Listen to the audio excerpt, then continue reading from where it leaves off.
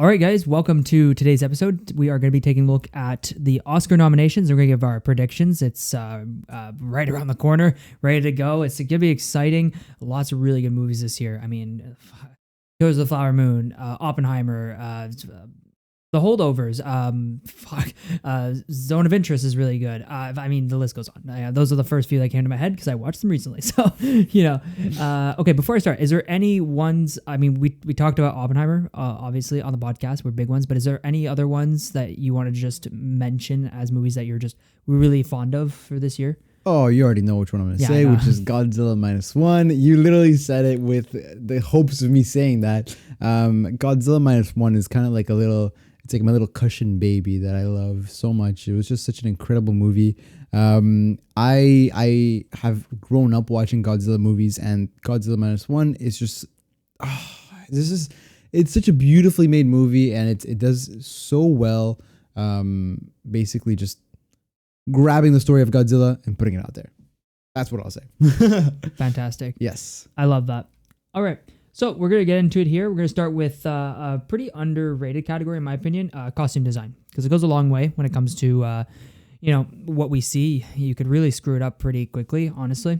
So costume design, the nominations are Barbie, Killers of the Flower Moon, Napoleon, Oppenheimer, and Poor Things. What do you think? Okay. For costume design specifically, I honestly got to think it's Barbie.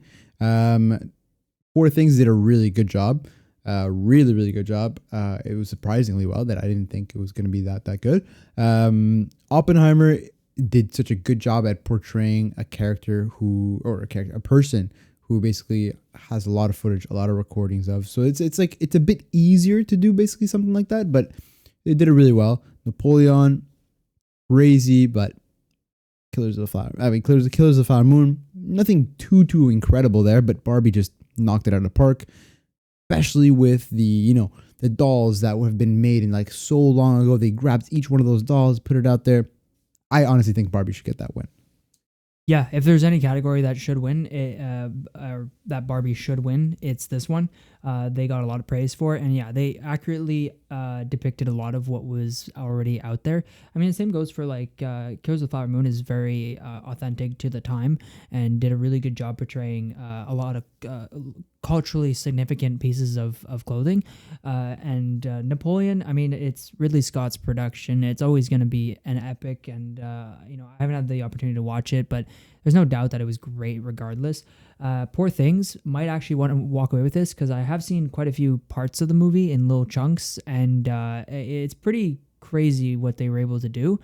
It might be able to, because it's a very like art house style of cinema, and its biggest rival is Barbie and Poor Things, in my opinion. If I had to give it to one, I'd probably go Poor Things. Okay. Yeah. Cool. All right. I respect it. I respect that you respect it. All right. So makeup and hairstyle. We'll go right next to the 1-in-1 costume design, and you got to make sure your hairstyle and your makeup is good. So the nomination, good thing I'm not Jimmy Kimmel again? The nominations are Golda, Maestro, Oppenheimer, Poor Things, and Society of the Snow. Mm-hmm. I went first last time. Go ahead. Okay. I watched Golda. Really, really good makeup. A lot of praise for like when you're able to make someone look older than they actually are. It's Helen Mirren. She looks much older in it than she actually is. All actors and actresses always look much younger than they really are.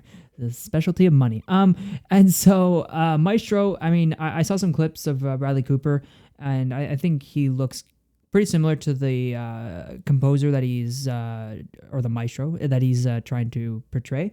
But I'm not sure that he'll win it. Poor Things. I skipped over Oppenheimer here, but I'll come back to it. Poor Things. It's its strong suit. I think Poor Things might win this, and then costume design goes the other way. I think, honestly. Society of the Snow. Haven't seen it. I know what it's about, but I don't know. And then, for Oppenheimer, it's good. Makeup and hairstyling, very accurate to the time period, very accurate to the pictures that we have. But I don't know. I think Golda might possibly win that one. I'll be honest, I haven't seen Golda or Society of the Snow. But in terms of Maestro, people are basically grabbing the picture of, our boy Bradley Cooper, and I'm pretty sure his name was Alfred Bernstein, and basically comparing them side by side. Incredible. Bernstein. Okay, sorry, I don't have the accent, sir, but you know what I mean. It's they're putting them side by side. They're doing a really good job, basically portraying that. Poor Things, same thing. They did an incredibly good job with the makeup and hairstyle, especially they go to different places, right, with the cruise. Then once that comes along. And you get to see a lot of different people basically with different hairstyles, different makeup. It's crazy. I, on the other hand, think Oppenheimer might win this. And I'm really basing that off of that one scene when they are all much older and Oppie is receiving the award. That is incredibly well like designed for the makeup. Really, really well done. And the hairstyling, everything, like it looks flawless. Like you really think that's them, especially just, that that's not them, but you really just think that could be them. I think I'm going to give it to Oppenheimer just for that, just that one scene. Yeah, I have to say, last thing about that for Oppenheimer is it does a really good job at portraying like 3 different eras of his life and having to design just Oppenheimer himself or Cillian in that role in 3 different aspects: younger, and then a little bit older, and then much older. Actually, no, technically it's 4 parts of his life that we go through, including the very, very end there that you're talking about. So it's a lot of different makeup things. Now, keep in mind, I also thought that Elvis would have won makeup and hairstyle because they did the exact same thing. They went through multiple eras of his life all the way to the end, and it didn't win. That was The Whale that won. So it's not a given just because of that. But yeah, I agree. I think Oppenheimer's a run for it. But yeah, Poor Things, Oppenheimer, and Golda are probably the ones. I can't really put a name on it necessarily. Or for the sake of it, I'll say Golda, and then we'll reference back to it when it's over and see if we've successfully won. All right, let's go to visual effects here, a very highly touted category. Okay, I'm just reading the names here. I think I already know your answer here. So let's go. The creator, Godzilla -1. Shall I continue? Or Guardians of the Galaxy, Mission Impossible, Dead Reckoning Part 1, and Napoleon. All right, I guess I'll go first on this one. Okay, so my little baby that I talked about before, Godzilla -1, it's so well done. And the matter of fact is, it's an incredibly small budget movie with a very small amount of, visual effects artists basically behind it. And, oh man, because, okay, you're looking at basically Napoleon. There's not a crazy amount of visual effects. I mean, I haven't seen it, but based off, the trailers, clips I've seen of it. Dead Reckoning, I would say no, based on the de-aging that they really messed up on a bit. Guardians of the Galaxy, it's an incredible movie. There's always a bunch of special effects, visual effects that are going on it. Guardians of the Galaxy might be a runner-up, but I think it should be either the creator or Godzilla -1. But because I'm very biased, I'm going to go Godzilla -1. That's it. Nope. Yeah. No. You're right. I saw. Yeah. The only one out of this that I've seen is Mission Impossible. I think. Yeah. I saw clips that you've sent me and a bit of others for Godzilla -1, and I think it should win, and it probably will, to be honest. And I heard, like you said, the next one up is the creator. Like, it had a lot of praise. I haven't seen it, so who's to say? But yeah, my vote is also Godzilla. And I just hope for the sake of it, it'd be really cool to see them win. Let's go. Yes. Something tiny little cool that I want to add for the visual effects for Godzilla -1 is whenever you, sorry, I just smacked the mic. Anyways, whenever you see basically Godzilla out there in the water, all the water around him is visual effects.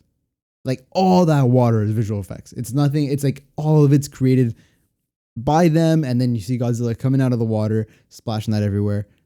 It looks so real. It's so good. It looks very, very similar to, like, for example, like Avatar on such a small, like, $14 million budget, I think it was.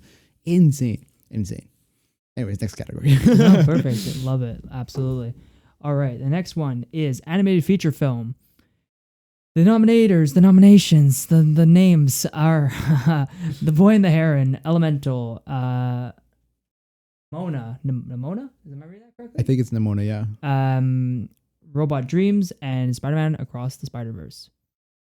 I mean, do we have to really debate this one? Like, I know you saw The Boy and the Heron, right? And Spider-Man Across the Spider-Verse. Those are the two you saw. Yeah, I also got a chance to see Elemental. Okay. But Elemental just seems like a very just Pixar movie. It's nothing crazy. The Boy and the Heron was actually really well done. It's a Studio Ghibli film. It's just, it might take it, The Boy and the Heron, just because of it being a Studio Ghibli film. But my heart wants to give it to Spider-Man Across the Spider-Verse. Mm-hmm. I'm going to say Spider-Man Across the Spider-Verse, but I feel like The Boy and the Heron might take it. Very fair. Yeah. Spider-Man Across the Spider-Verse. Like, it's not even a question to me. Like, yeah, as much as I didn't love it as much as the first one in the two, it's at some points it felt a little bit too stylized, and I was a little bit like too distracted by it. If we're looking at that, still, like, it's better than the other ones in the category. Like, a lot of art and passion and hard work went into it. Like, incredible. Not to disrespect anybody else in the category, but it's just like, we know because they talked about it, the amount of work that went into it. So, I mean, what, like barely got it across the finish line from what I remember, right? Like, they were like changing stuff up to 2 weeks before. So, like, you know, it's deserves its award, honestly. All right. Let's go to a little bit of an odd category that's a bit harder to define, I think, is film editing. Now, this is an interesting one because it has to do a lot with pacing and the way that we feel how the story is moving. So then, you know, the nominators, then, oh my God, I give up. The nominations are Anatomy of a Fall, Anatomy of a Fall, The Holdovers, Killers of the Flower Moon, Oppenheimer, and Poor Things. Now, I have seen almost all of these except for Poor Things. So I'm going to let you take this one because I know you saw, you also missed one of these, actually. Yeah, I'm missing Anatomy of a Fall in this one. And Killers of the Flower Moon. So I'm missing two. Okay, in terms of film editing, I think Oppenheimer's gonna take it, but I would want The Holdovers to win. That's just me. I think it was just really, really well edited, especially, you know, putting it way back into that time frame of like the 80s. You know, it's very, very well done. But then you also remember, like, Oppenheimer, it was literal film that they were editing on.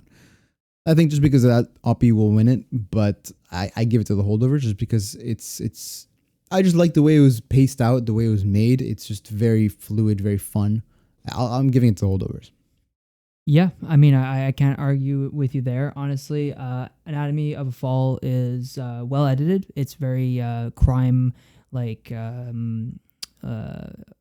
crime TV show esque, the way that it's portrayed, but it's really, really well paced over a decent length of time. And but yeah, to me, like, and I watched Killers of the Flower Moon as well. It's well edited, but I don't think it's really necessarily anything too spectacular. But yeah, like you said, The Holdovers brings you back to a different era, a different age of film. And Oppenheimer, well, you know, it's to me, it's a close call between those two, at least. But Poor Things does it as well, pretty well, from the clips that I saw, in terms of like the unique ways that they decided to put the film together. But Oppenheimer with like IMAX black and white and just like, yeah, the feeling of like real, like proper film is just like a really different way. Like, when's the last time, you know, you heard people say, let's go watch, like, you have to go watch this movie in film, you know? It's like, okay, you know, not just IMAX, but actual film. So it should walk away with film editing. Yeah, I'll give it to, like you said, I'll give it to Oppenheimer, but I do hope The Holdovers somehow gets away with a win here. Yeah. All right. Let's move on to here's a really good one. Production design. This is a really fun category. So the names on that are Barbie, Killers of the Flower Moon, Napoleon, Oppenheimer, and Poor Things. I'll let you go here. I have to think about it a little bit. I gotta say, because I haven't seen again, like, Killers of the Flower Moon or Napoleon, but in terms of production design, because you have to remember, for Barbie, they're basically creating this whole, you know, Barbie universe. And they built quite a lot of it, you know, from the sets and everything like that. For Poor Things, there's quite a couple cities that they're walking through. It's I'm pretty sure they go through Greece or like Italy or something like that. They're going through different like cities, and it's like sets everywhere. You know, it's all built. It's really, really good. Oppenheimer, though, on the other hand, they basically built Los Alamos from the ground up, basically like whole replica. Man, that's a pretty hard one. Oh man. Okay, I'm gonna go between. I can't speak too much about Napoleon or Killers of the Flower Moon. I'm gonna go between Barbie and Oppenheimer on this one. I think I'm gonna go with Oppie. It's like it's. I think it's gonna take it. I would like to see Barbie win, but I think I'd also be very appreciative. I understand. Sorry, I'd be very understanding if Oppenheimer wins. I think it should win it. Yeah, I'm going Oppenheimer. Yeah, yeah.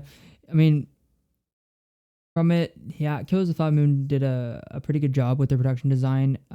It's a lot of era-based, material that they have to go back to and create this atmosphere of, just the sort of what was happening at the time and the world around them. It's not an easy task, but it's still really well done.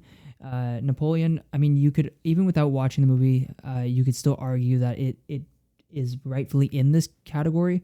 I mean, it's an epic. It's Ridley Scott. I mean, the guy goes big. I mean, when does he not?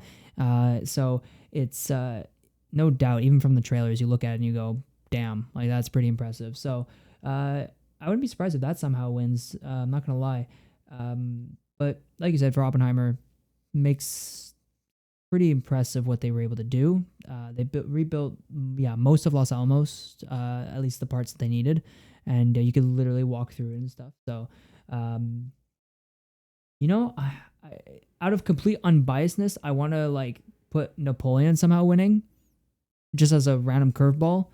But obviously, I would take Oppenheimer and Barbie as a winner any day. That would be really cool to see either of them win. But for the sake of curveball, let's just go with Napoleon. I think I don't know, just somewhere in my brain just feels like it's gonna win. I don't know. It's like when war movies are on the list. Oh yeah, but I mean, you got to remember also Oppenheimer is a war movie as well. That's true. But it's not the same as we have our 1917 or All Quiet on the Western Front. Those types of. It's a very different way of looking at it. It's more politically driven. All right. So we come across quite a few fun categories. Let's go to writing adapted screenplay. So American Fiction, Barbie, Oppenheimer, Poor Things, and The Zone of Interest are all a part of it. Now, I have had the pleasure of watching 3 out of 5. So I've watched Barbie, obviously, and Oppenheimer. We talked a lot. Zone of Interest I watched recently. I have to say, between for me, Oppenheimer, super strong candidate and will probably win it. I did get the chance to actually read the book and see the adaptation. Super accurate. It's incredible, and it's a lot of material, so it's a lot to work through.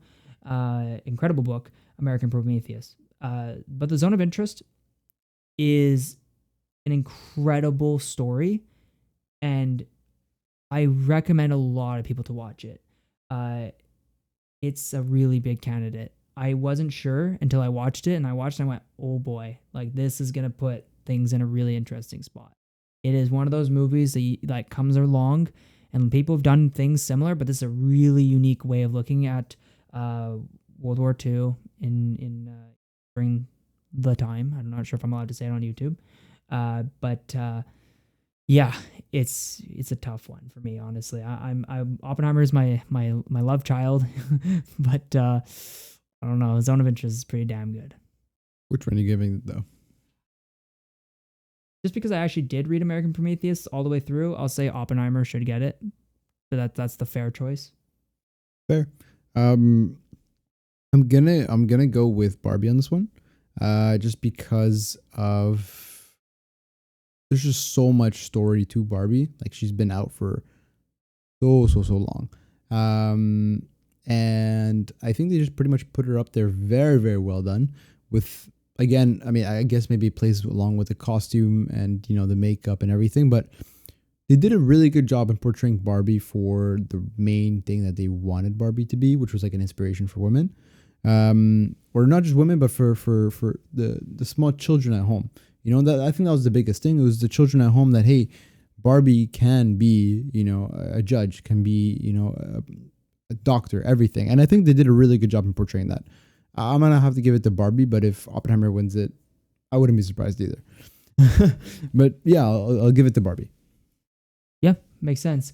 All right, next one. Original screenplay, Anatomy of the Fall, of a Fall. My goodness. The Holdovers, Maestro, May, December, and Past Lives. I think I know which one you're going for. Yeah, I again, like, I managed to watch 3 out of 5. And my pick is The Holdovers. It really should win. It's in our background. I love that movie a lot. It's an incredibly well written movie. But Past Lives might push for it. I was gonna say, the way that the dialogue goes on in Past Lives is incredibly well done. I love The Holdover as well, but I'm giving it to Past Lives. Yeah, I just think Past Lives should be taking this one. Interesting. Mm-hmm. Interesting. Yeah, it's a tough category. It's a really good one. Even Anatomy of a Fall is a pretty well written story as well. Yeah, writing original screenplay is usually kind of like who's gonna get it? We don't know. All right, let's go to one of the ones that a lot of people really love because it's a little bit of like pop culture in it more than it is like your stylistic Academy type of nomination. Original song for music. So we have The Fire Inside from Flamin' Hot. I'm Just Ken from Barbie. It Never Went Away, American Symphony. I cannot pronounce that. Zahazi. I'm really sorry if I mispronounce that. But it is also in brackets called A Song for My People. So I could have just taken the easy route, but I didn't. And I probably embarrassed myself. So, No, it's appreciated. Yeah, but it's from Killers of the Flower Moon. And what was I made for? Barbie. Mm-hmm. Barbie with 2 nominations in this category. Yeah, that's really, really good. I remember hearing a lot of people not venting, but being a little rattled that I'm Just Ken got that nomination. Because it's like the opposite of what Barbie's supposed to be for, and they gave it the nomination. But it's nomination for being a good song, not for its role in the movie, right? That's a different category. Yes. So over here, I think man. Okay, because I feel like the Killers of the Flower Moon original song is probably very strong, but I just haven't heard it. It's probably very powerful. I would say maybe What Was I Made For? I've just heard that song basically on repeat for a while. It's really good. I really like it. I'm going to go very biased and say What Was I Made For? Because it's first of all, it's really good. It's a powerful song and it fits really well. I'm going to go with What Was I Made For? Yeah, I agree. Like, regardless if it's I'm Just Ken or What Was I Made For, both of them, Barbie should be winning this category, in my opinion. Like, it really is. Like, they're very good songs. To me, original songs are just like, it really is the category that's like very much outside what the Academy is known for with their traditional ways of looking at film. To me, it's like, what are people really interested in? What are they listening to, sort of thing, at least in my opinion. So yeah, I'd be very happy with either of them winning. But yeah, like, to me, those are the 2 biggest songs of like the entire summer of 2023. Like, all right, let's go and take a look at, where is it? What are you looking for? I'm just looking for not sound. Where is it? Composing. Am I missing it? Where's documentary, production design, film editing, actress, sound, animated, cinematography, makeup, visual effects, costume design, music, original score. There we go. I'm so smart. I can read. All right, so music, original score. So for the entire thing now, American Fiction, Indiana Jones and the Dial of Destiny, Killers of the Flower Moon, Oppenheimer, Poor Things, Alvaro. Oppenheimer. Okay, cool. Oppenheimer. All right, so Cool. next category. Next one. No, in reality though, Killers of the Flower Moon has a great original score. I have not seen the rest of them other than Oppenheimer. I haven't seen it yet, so. Poor Things is nothing crazy. It's really good, but it's nothing crazy. Man, you just can't go wrong with Oppenheimer on this category.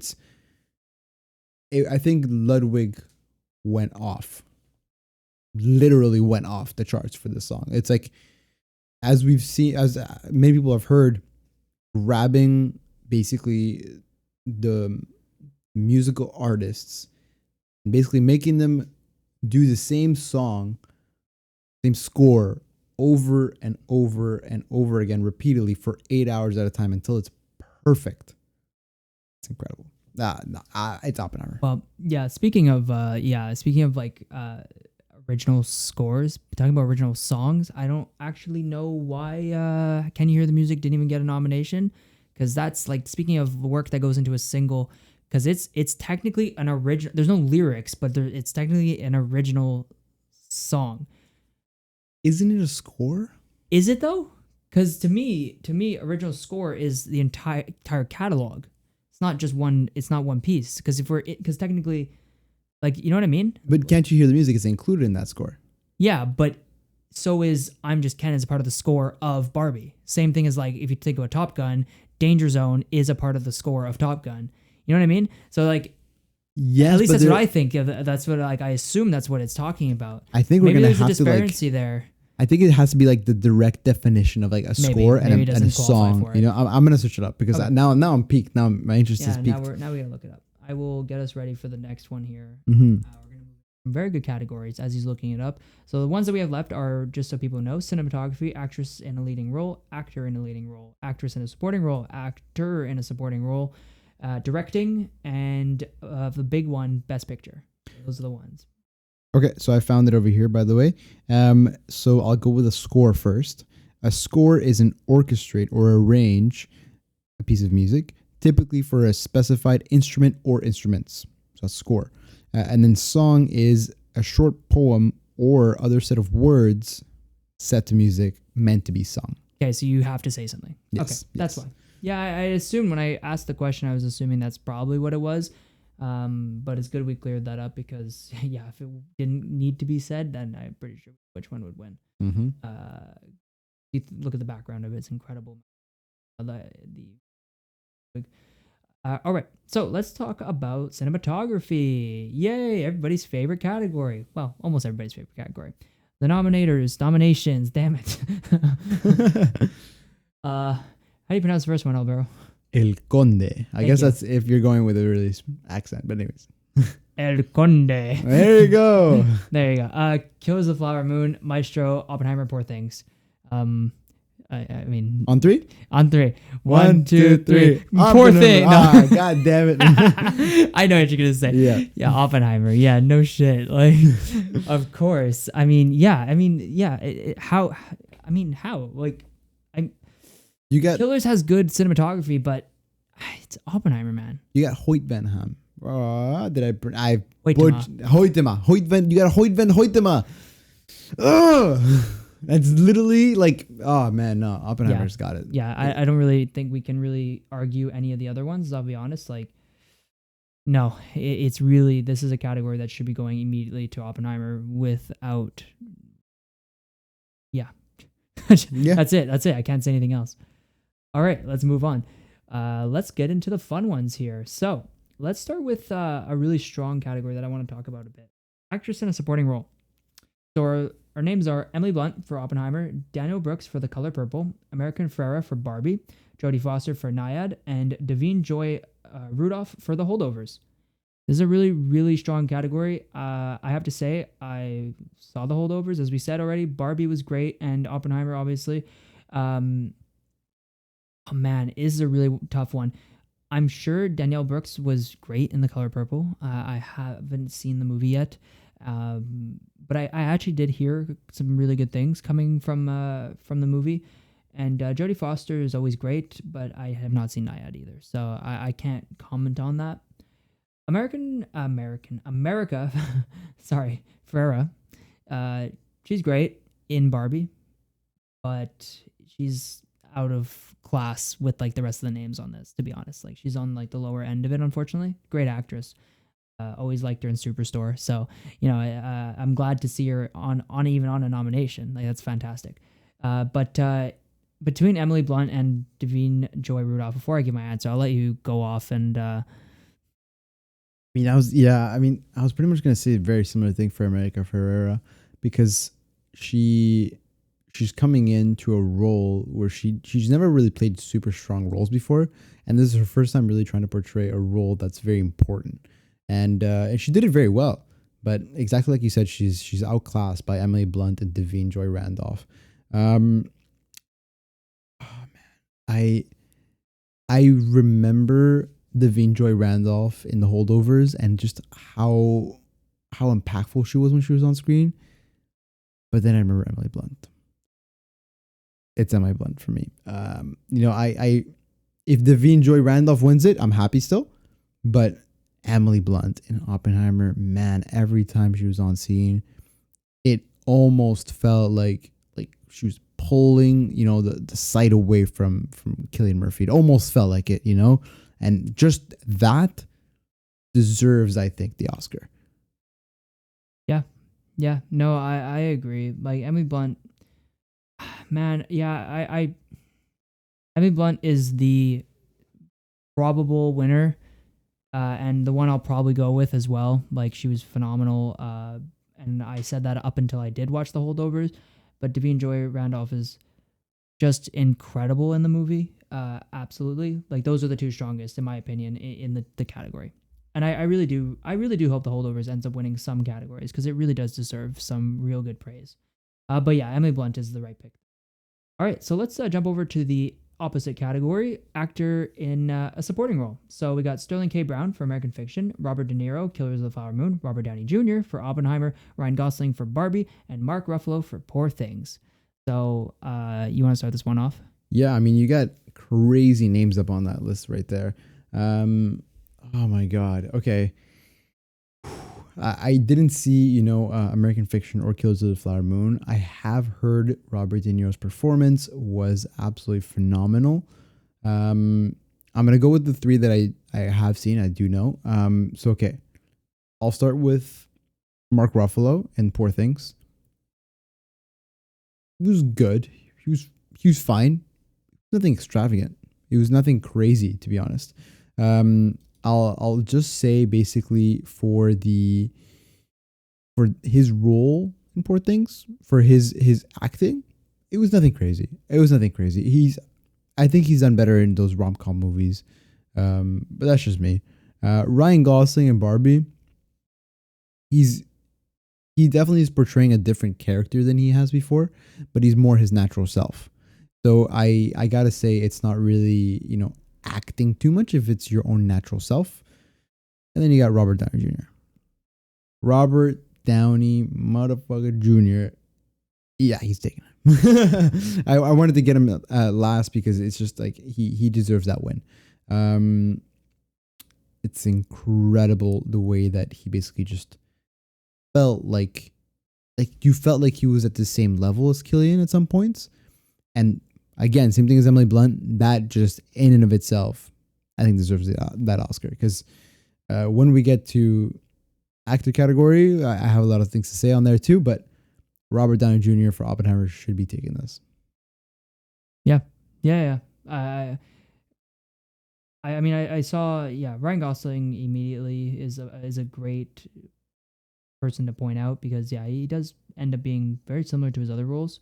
It's hard to give him credit necessarily, but it was a good performance. Robert Downey Jr. is the pick for me as well. Easy pick, there's no doubt. But Robert De Niro is a pretty strong candidate for that. And I'm sure Sterling K. Brown is great in American Fiction. I heard really great things about the movie. I just haven't had a chance to see it. But really, in my opinion, it's between the two Roberts. So De Niro and Downey Jr. They're just both really good in their roles, really strong. But I think I really hope RDJ gets it because it would be nice for him to finally, remind the world that he's a really good dramatic actor. So not Iron Man. Mm-hmm. All right, let's go to actress in a leading role. So we have Annette Bening for Naiad, Lily Gladstone for Killers of the Flower Moon, Sandra Huller for Anatomy of a Fall, Carey Mulligan for Maestro, and Emma Stone for Poor Things. And I heard Emma Stone is pretty good in Poor Things. So you watched Poor Things. I did watch Poor Things. It's actually the only movie I watched out of that list. So I'm gonna be very biased and go Emma Stone because she did an incredible job. I'll basically do a tiny little synopsis of the movie because you kind of need to know for my reason for my choosing her. Not only because she's the only one that I've seen on there, but basically she has to portray a person, a grown woman who basically gets her brain replaced by a baby, and then has to grow up already in a human body, in an adult female body. So her doing that whole portrayal of basically getting to know the whole world, of a whole, like, finding yourself. That's pretty much what the whole movie's about. She did an incredibly good job.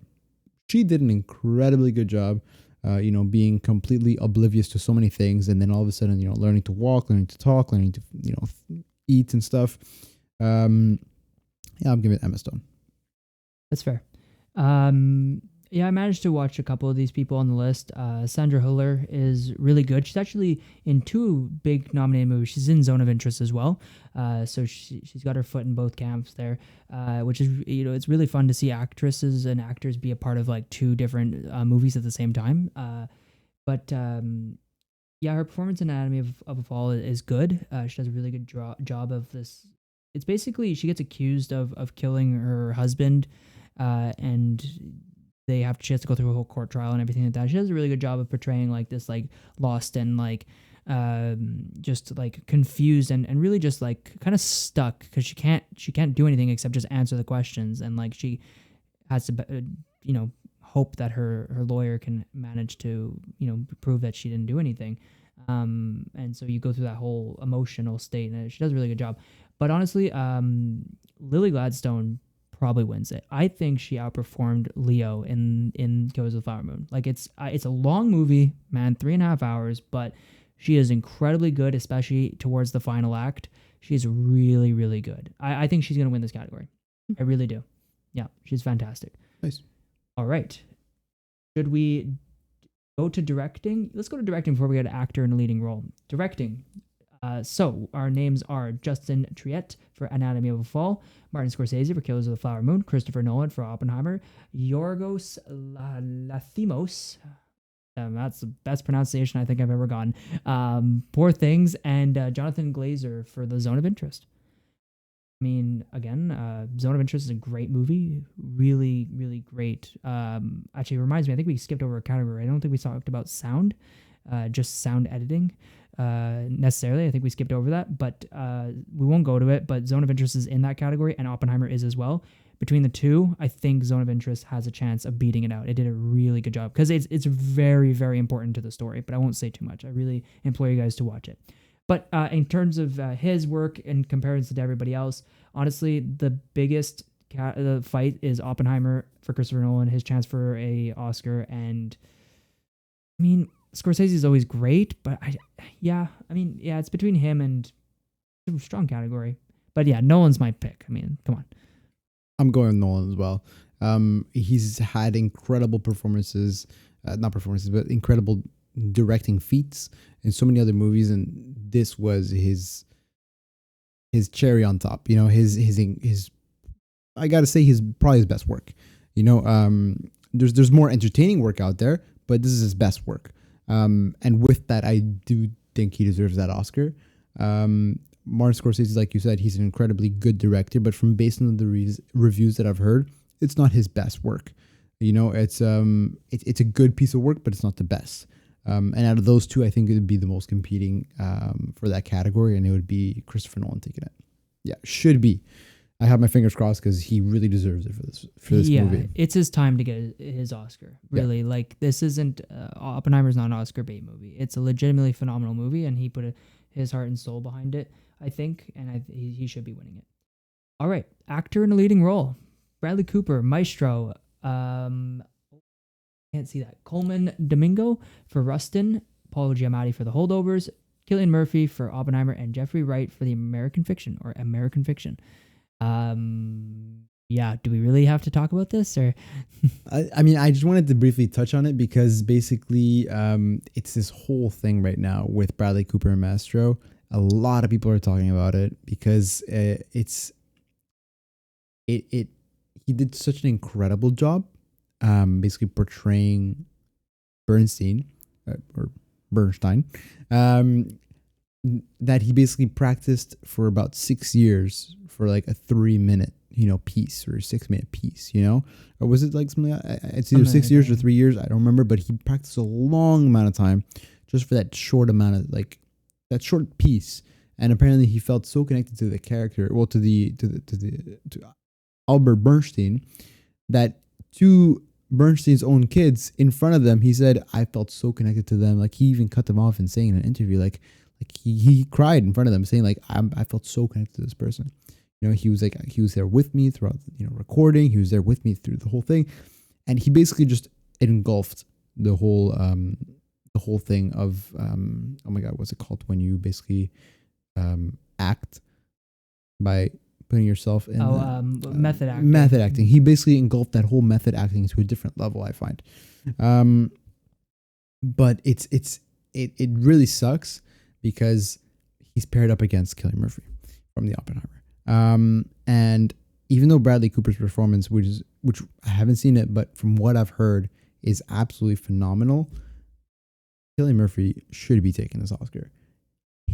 Whenever he was on screen, it's like you're wowed by his movements, you're wowed by his expressions, the way he talks, everything about Cillian Murphy in this movie Oppenheimer, I would say is pretty much perfection. He nailed everything to a T. He's got to take it. He's got to take it. And I do want to shout out Paul Giamatti, and I know you're going to talk about him a little bit, but it's got to be Cillian. Yeah, absolutely.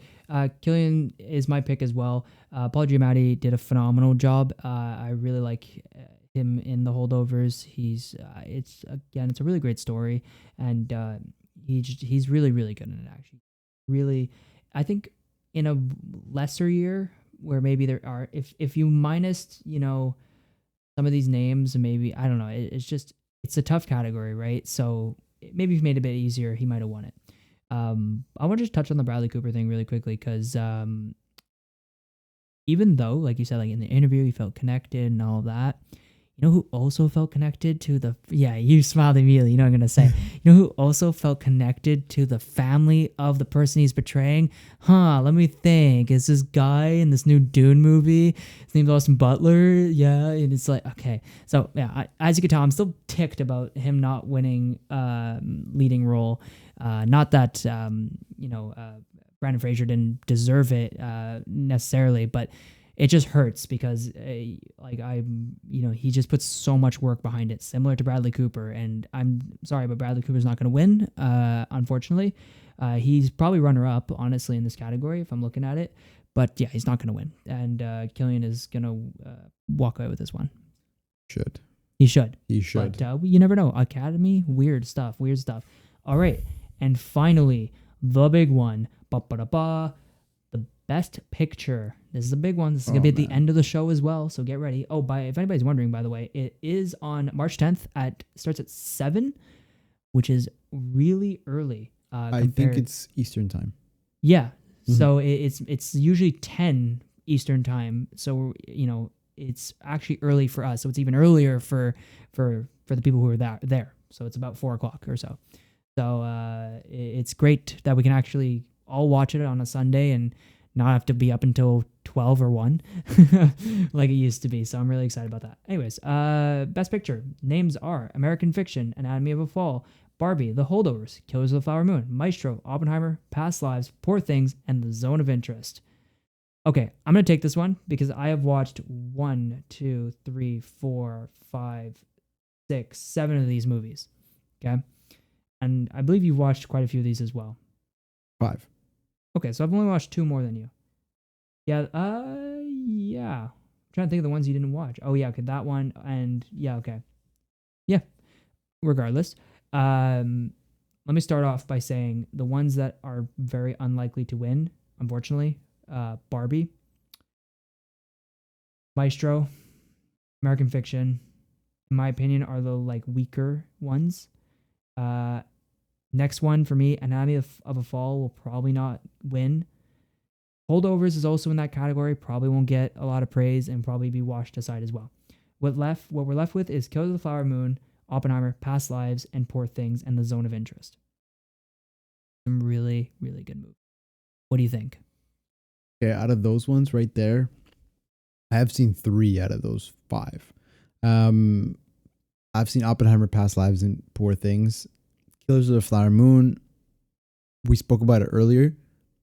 I don't think it'll be taking it if you're even just comparing it to Oppenheimer. I think just for that reason, I'm taking Killers of the Flower Moon out right away. I haven't seen Zone of Interest, so I won't touch too much on it. Because of that, it won't be in my pick. Unfortunately, I should have watched a couple more before, doing the Oscar run. But that leaves me with Oppenheimer, Past Lives, and Poor Things. In my opinion, for Best Picture, Poor Things might not necessarily need to be up there. I mean, it's like as a nomination, yes, but as a win, no. Past Lives was incredibly well done. I'm between Oppenheimer and Past Lives, but I do feel that Oppenheimer should be taking this. It is just an incredible movie. It is an incredible film. It's life changing. That's pretty much what it is, and it's very impactful to our day and age, previous day and age, future day and age. It's a very impactful film. Should be seen. But I think I'm going to give it to Oppenheimer and then Past Lives as a secondary. Yeah, that's out of the 5 that you listed there. What about you from your 5? Yeah, that's really good points to bring up. Yeah, I have to eliminate Killers of the Flower Moon from it because you brought up a really good point about how impactful a movie is, and I think Best Picture really, a lot of that is the culmination of how impactful it can end up being for a viewer. Past Lives is an incredible movie, but I have seen The Zone of Interest, and between Oppenheimer and The Zone of Interest, to me, is a tough choice, honestly, because they're both set technically in the same period, and or close to the same period, but the same subject is what I'm saying, and very different ways of looking at it. Oppenheimer is an extremely influential movie that brings up some really important topics that we need to pay attention to. So does The Zone of Interest. And it shook me. It really did, because you're kind of sitting there for the entire movie, and then you finally get to the final act, and you're like, oh boy. And then you're just kind of sitting there after the movie, and you're going, like, very similar how I felt with Oppenheimer, sitting at the end of the movie going, oh boy. Like, you're really thinking about the, like, it's both consequences of humanity. That's both the subjects of those movies. So it's a tough one, because I think Zone of Interest will really put Oppenheimer in a tough spot. I really do think so. But I really do want Oppenheimer to win. I want Nolan to get his like real success going. That's a Best Picture to me is not just about the director, it's about everybody a part of it, and it'd be really nice for everybody to win. They've been winning awards already, so we'll see if they can continue it. Yeah, I mean, there you go. That's our nominations. I mean, it was fun to talk about it because we got to go into a bit of detail and you got to see what we had a chance to watch. There's more movies out there that were close to being nominated. There are so many movies this year, but it's really hard to watch all of these. Like, trust me, I managed to find the time, but it's tough to be able to watch all these. I think in total there's about 30 total movies you need to watch for nominated movies. I think something around that. I'm only halfway. And I've like legitimately put a decent amount of chunk, at least in the last month, into watching movies. So it goes to show you, it's not easy. Yeah. Any last words about the Oscars? Honestly, I have a feeling that Oppenheimer is going to do a bit of a sweep this year. And I have that feeling because it's already being loved by so many critics, so many like awards. It's sweeping everywhere, and I'm not gonna be surprised if it sweeps the Oscars again too. That's kind of just the last kind of commentary I wanted to throw in there because it's just a phenomenal film. I think for next year I'm definitely gonna try to head to the movie theater a bit more often. When any of these epic movies that I think would be Oscar nominated is gonna be out. Because it's a bit harder as soon as they're out of theaters to basically watch them. Like for example, Godzilla Minus 1, it was in theaters for about like a month. After that, gone. And it's not going to be on streaming platforms for like till the end of this year, I think. It's very hard to watch some of these movies like at home if you miss them in theaters. So that's, I guess, the only thing I'll say for next year's Oscars. I'll try to keep an eye out. Perfect. All right. Yeah. So we'll leave it there, guys. We appreciate you all. Comment down below what you guys think is going to win. We'd like to see your predictions as well. And, maybe we'll do a video of comparing our predictions to what ended up happening. And if you guys leave comments, then we can see what you guys said and see how we all fared in terms of our winning or losing. So, yeah. We appreciate you all. Leave a like if you're interested. I don't know if you like us, and subscribe if you're new. And we'll see you after the Oscars.